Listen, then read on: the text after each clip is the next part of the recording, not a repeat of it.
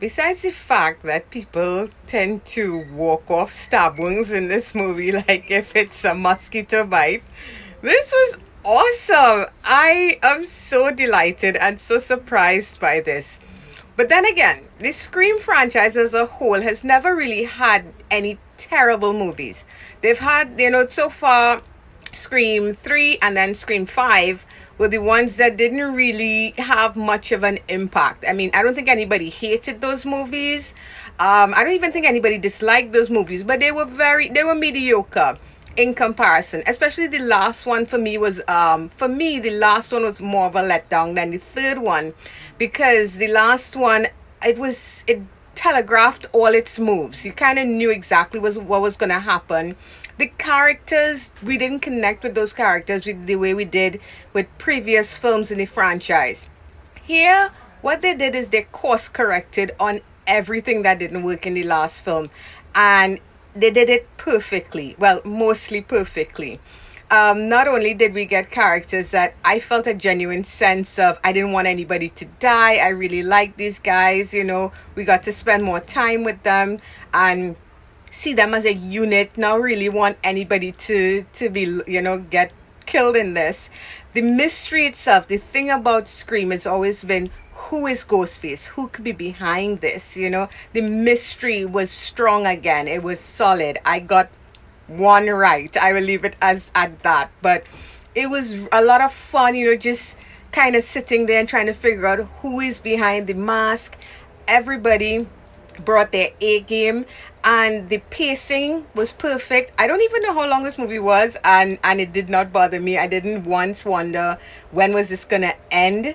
The brutality was definitely ratcheted up. Oh my gosh, this is a Ghostface who was Ghostfaced. This was a killer who really was not pulling his punches in any way, shape, or form, or her punches. And I think for fans of the franchise, this definitely felt like the shot in the arm they needed to get things back where we wanted it to be. So overall, this was definitely a win, and probably one of the strongest we've seen in quite some time. We got some legacy characters back, but everybody was a suspect in the best ways possible.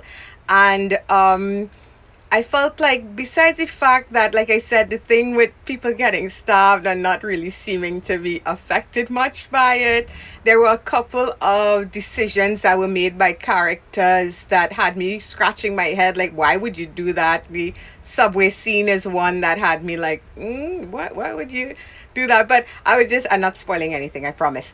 Yeah, I just overall really, really enjoyed this one, and it made me excited for the franchise as a whole again. So if you haven't seen it, I definitely recommend checking it out. And for those of you who don't really get into horror, this has always been the thing. That's the beautiful thing with slashers. I like to think of as the action movies of horror, if that makes any sense. So if you're somebody who is like, oh my god, no, I can't deal with horror, I took my best friend to see this. She does not like horror at all. Don't ask me how we're best friends. And she had a blast with this. She had a time and a half with this. She was jumpy, she was on her edge, but in a good way.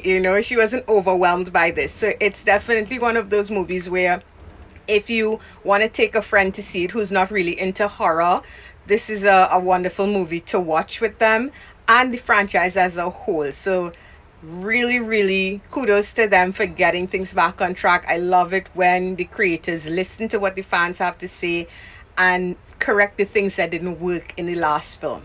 This one was definitely a win and definitely worth a scream.